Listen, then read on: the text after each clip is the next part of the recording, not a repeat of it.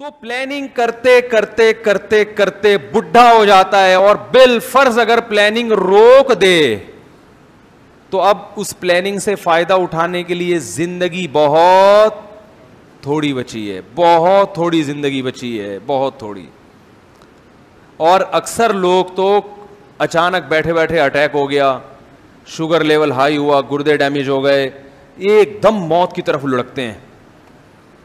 تو میرے بھائی قرآن مجید جو بار بار کہہ رہا ہے کہ یہ دھوکے کا گھر ہے, دھوکے کا گھر ہے, اعلموا یقین کر لو, جان لو, انما الحیات الدنیا لعب ولہو, کہ دنیا کی زندگی کھیل ہے, تماشا ہے, اور کیا ہے, متاع الغرور, دھوکے کا گھر ہے.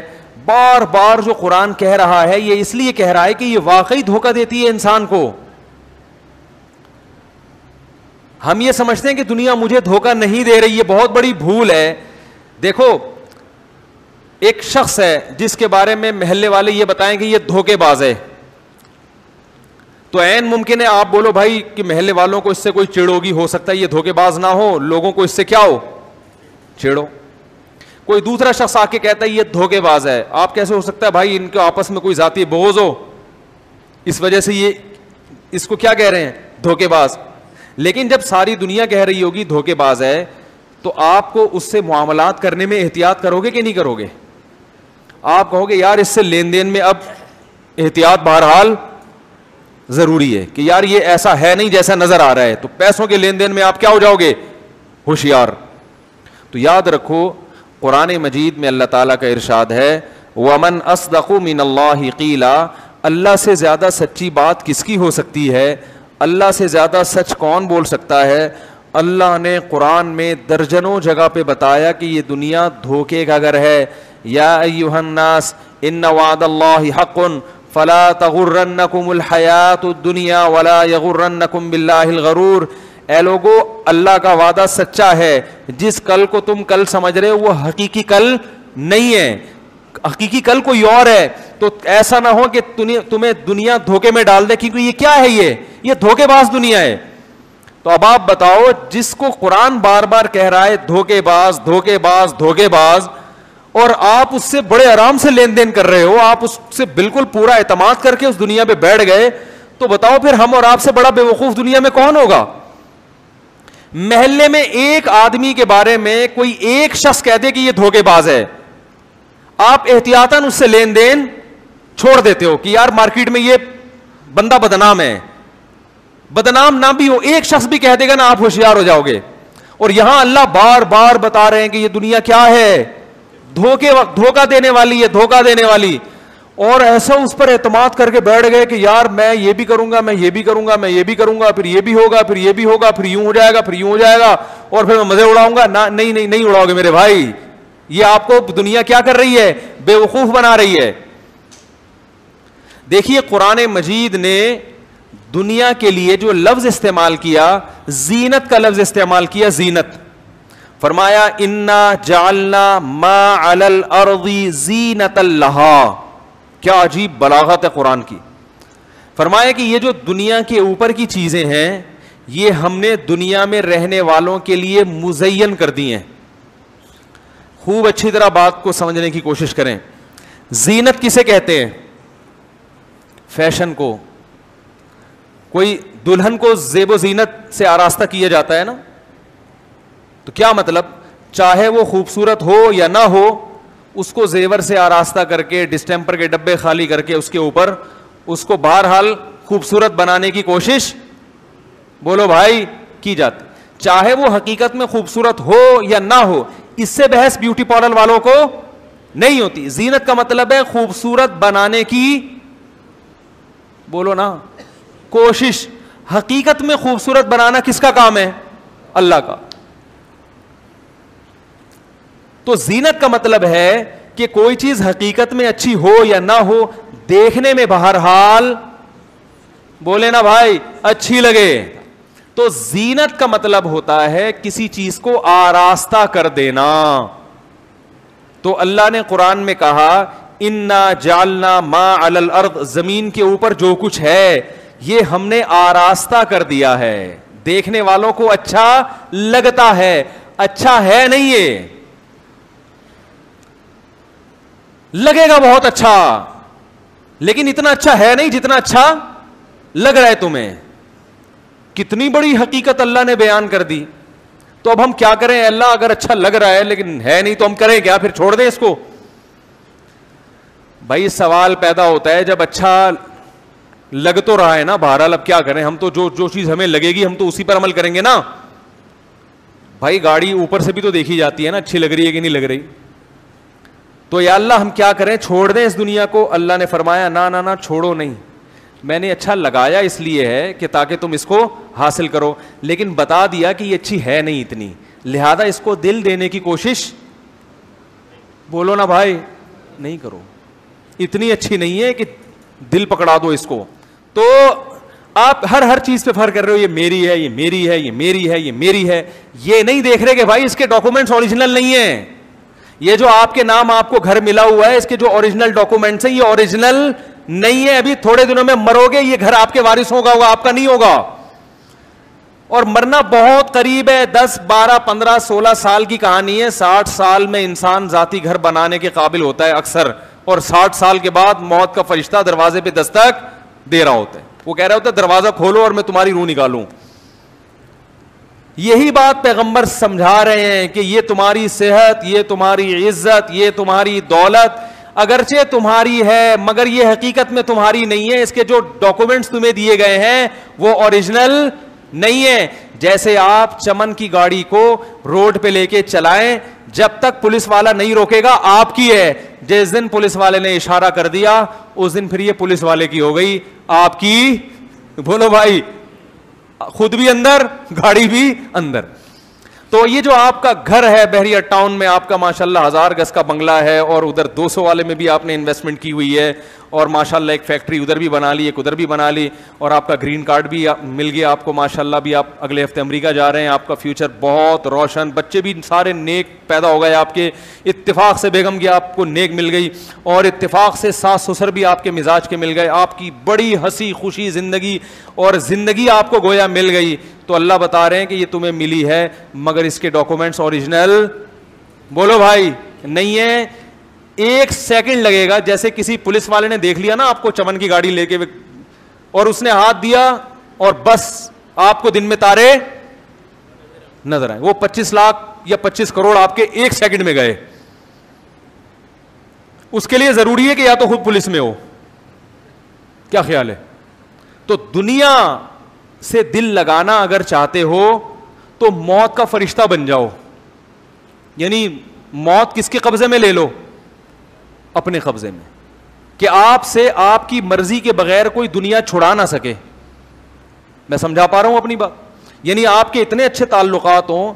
دیکھو اسمگلنگ کی گاڑی آپ جب ہی چلا سکتے ہو جبکہ آپ کے اوپر اتنے اچھے تعلقات ہوں کہ پولیس والا اگر آپ کو ہاتھ دیتا ہے تو ایک کال پہ وہ آپ کو سلوٹ مارے اور بولے سر جائیے, غلطی ہو گئی, میں نے آپ کو روک لیا تھا.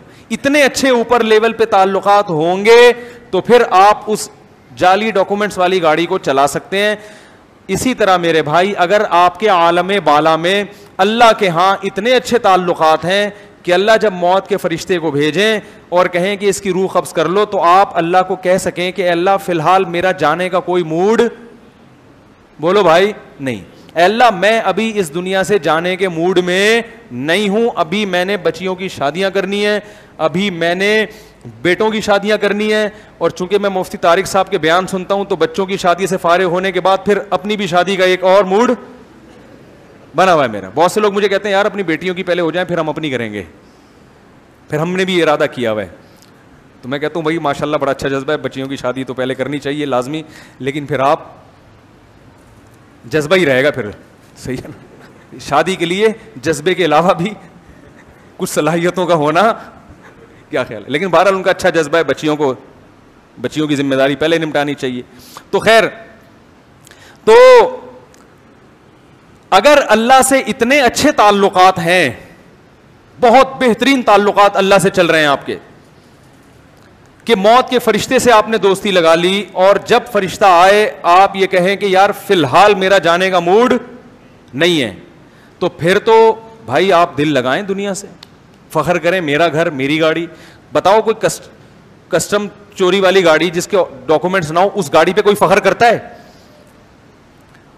چمن سے لے آئے آپ گاڑی, دنیا کو بتا رہے میری گاڑی میری گاڑی, لوگ تھپڑ ماریں گے نا کھینچ کے, بولیں گے شرم نہیں آتی جھوٹ بولتے ہیں, یہ تیری گاڑی, ابھی تو سڑک پہ لے کے نکلے گا فوراً پکڑا جائے گا.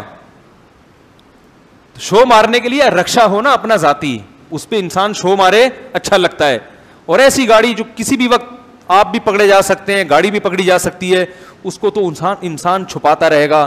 بالکل یہی حماقت آج کا انسان کر رہا ہے. میرا بینک بیلنس, میرے پیسے, میرا اکاؤنٹ, میری تنخواہ, میرا گریڈ. میں تو ہر قسم کے لوگوں سے ملتا ہوں نا صبح و شام, بعض بیچارے آ کے اسی غم میں رہتے ہیں, میں یوں میں یوں میں یوں میں یوں. میں کہتا ہوں بھائی اچھا ہے 5-6 سال رہ گئے ابھی ٹہلنے والے ہو آپ. جو آپ کے ایج ہے اور جو آپ کا حساب لگ رہا ہے اس سے لگ رہا ہے کہ اب آپ دنیا سے ان قریب جانے والے. غلط چیز سے محبت کرو گے کہ تو فری پھوکٹ کی ٹینشن ملے گی کہ نہیں ملے گی؟ بولو نا بھائی. بھائی آپ نے چمن سے گاڑی, کوئی چمن والا بیان سن رہا ہے تو معذرت یار, وہ مثال چمن کی آ گئی تھی سامنے, ورنہ کوئٹہ سے بھی آتی ہیں ایسی گاڑیاں, وزیرستان سے بھی آتی ہیں. وہ مثال چمن کی آ گئی کیونکہ وہاں ایک دفعہ کسی نے مجھے بتایا کہ گاڑی مل رہی ہے. میں نے کہا اچھا, انہوں نے کہا کاغذ نہیں ہوں گے. میں نے کہا اپنے پاس رکھ لے بھائی اس گاڑی کو. تو وہ چمن کی اس لیے مثال ذہن میں آ گئی. دوسرا, چمن میں میرے ایک شاگرد ہیں, وہ لوگ 30 بھائی بہنیں ہیں, تو وہ ویسے ہی مجھے اچھا لگتا ہے چمن, کیونکہ 30 ماشاء اللہ بھائی. تو وہ پچھلے سال ملنے کے لیے آئے. میں نے کہا آپ کتنے ہو گئے؟ کہہ رہے ہیں 32 ہو گئے, اور 18 بیٹے 18 بیٹیاں ماشاء اللہ, اور وہ پورے پلے پلائے ماشاء اللہ, اتنے لمبے تڑنگے. یہ تو فیملی پلاننگ والے کہتے ہیں اتنے بچے ہوں گے تو خوراک نہیں ملے گی. تو میرا ارادہ ہے ان کو لے آ کے میں دکھا دوں, دیکھو اس کو خوراک ملی ہے. تو پٹھان ہے ماشاء اللہ, وہ اتنا قد ہوگا اس کا, تو اور اس کی بھی ابا نے شادی کر دی ماشاء اللہ. تو پوتے پوتیاں پوتے نواسے تو ماشاء اللہ. میں نے کہا الیکشن میں کھڑے ہو جاؤ, اپنے گھر سے اتنے ووٹ ملیں گے انشاءاللہ, کسی کی ضرورت نہیں رہے گی. ٹھیک ہے نا. وہ ایک شخص کے 20-25 بچے تھے نا, تو کسی نے کہا فیملی پلاننگ والے آئے نہیں تمہارے گھر؟ انہوں نے کہا آئے تھے, اسکول سمجھ کے واپس چلے گئے. صحیح, آئے تھے اسکول سمجھ کے واپس چلے گئے. خیر, تو اب آپ مجھے بتاؤ کہ ایک گاڑی وہاں سے آئی ہے, خریدی آپ نے, اور آپ کو اس سے گاڑی سے محبت ہو گئی. اب آپ اس کو روڈ پہ لے کے نکل رہے ہو, ڈر رہے ہو کہ پولیس والا نہ روک لے, اور اتنی میری مہنگی گاڑی اور اتنی محبت اس سے. تو یہ جو ٹینشن آپ کو ہو رہی ہے, اسٹریس اور ٹینشن, یہ اللہ کی طرف سے ہے یا آپ کی اپنی پیدا کردہ ٹینشن ہے؟ بولو نا بھائی. بھائی آپ کی پیدا کردہ ہے, اور اس ٹینشن کا کسی کے پاس علاج نہیں ہے. جس نفسیاتی ڈاکٹر کے پاس علاج کے لیے جائیں گے نا, وہ خود اس ٹینشن میں مبتلا ہوگا. اور ہیں, میں نے بہت سے نفسیاتی ڈاکٹر پاگل ہوتے دیکھیں ٹینشن سے. انگریز کے پاس ٹینشن کا حل ہے ہی نہیں. وہ ٹیبلٹ کھلا کے سلا دے گا آپ کو, بس جب سو گئے تو پھر تو خواب اچھا آ گیا تو ٹینشن ختم ہو جائے گی, خواب برا آیا تو سوتے ہوئے میں بھی ٹینشن ہوگی آپ, اور خواب اللہ کے کنٹرول میں, آپ کے ہاتھ میں نہیں ہے. تو سلا کے ٹینشن دور کرتے ہیں وہ. ہم نے تو جاگتی حالت میں ٹینشن دور کرنی ہے نا بھائی. اس کا حل صرف یہ ہے کہ بھائی تم نے ایک ایسی چیز سے دل لگا لیا اور ایسی چیز پہ انویسٹ کر لیا جو تمہاری نہیں ہے, کسی بھی وقت یہ تم سے چھینی جا سکتی. تو یہی حال دنیا کے ساتھ ہے. یہی حال, جس کے پاس کرائے کا گھر ہے وہ اس بات کی ٹینشن کہ میرا ذاتی گھر کیوں نہیں ہے. جس کی تنخواہ کم ہے وہ یہ ٹینشن میری تنخواہ بڑھتی کیوں نہیں ہے. جس کی صحت اچھی نہیں ہے وہ یہ ٹینشن میری صحت اچھی کیوں. ہاں, پاگلوں کی طرح اسی میں سارا دن کھپا دے گا وہ. اور جس کو یہ چیزیں مل گئیں اس کو یہ ٹینشن کہ یہ چیزیں مجھ سے چھن نہ جائیں, ان میں ترقی کیسے کروں, میں پیچھے کیوں رہ جاؤں میں لوگوں سے. تو میرے بھائی اس ٹینشن کا علاج دنیا میں کسی کے پاس نہیں ہے. اس کا حل یہ کہ ٹینشن کی جو بیس ہے اسی کو ختم کر دو. ٹینشن کی جو بیس ہے اس کو, بولو بھائی, جس نے جعلی ڈاکومنٹس والی گاڑی لی ہوئی ہے اس کو کہا جائے بھائی یا تو یہ گاڑی سے دل یا تو واپس کر دے جا کے, اور اگر اتنی ہمت نہیں ہے تو پھر اس گاڑی سے دل نہ لگا. اس گاڑی کو ایک ڈبہ سمجھ کے چلاؤ بس. صحیح ہے, کیا سمجھ کے چلاؤ؟ ڈبہ ہے, مٹی ہے, کھلونا ہے. ماشاءاللہ بڑا اچھا اے سی, ہوا آ رہی ہے بہت اچھا, لیکن ہمیشہ نہیں آئے گی, بند ہو جائے گی یہ. تو تھوڑا سا گرمی کا عادی بھی کیا خیال ہے بھائی؟ تھوڑا سا گرمی کی عادت بھی رہنی چاہیے اور رکشے کی عادت بھی ہونی چاہیے. کہیں یہ گاڑی مجھ سے چھن نہ جائے تو پھر تو میں بالکل روڈ پہ آ جاؤں گا. تو کبھی کبھار چنچی میں سفر بھی کرتے رہنا چاہیے.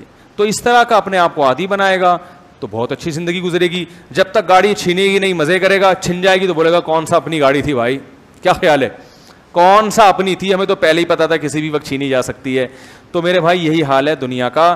اللہ نے فرمایا آئندہ آنے والے کل کی یعنی آخرت کی تیاری میں وقت لگاؤ زیادہ, دنیا کی زیادہ فکر مت کرو.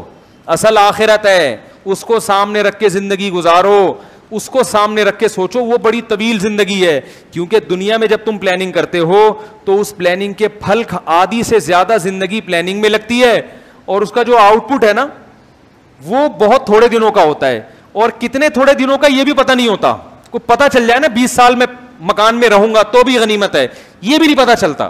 کئی لوگ ہم نے دیکھے ہیں ادھر مکان بنایا اور گھر میں رہنا نصیب نہیں ہوا. ایک تھوڑی واقعات, درجنوں واقعات اپنی زندگی میں دیکھے ہم نے. مکان بنایا مگر رہنا نصیب نہیں ہوا, بناتا کوئی اور ہے اور رہتا کوئی اور ہے. تو بھائی اس دل سے دنیا کی محبت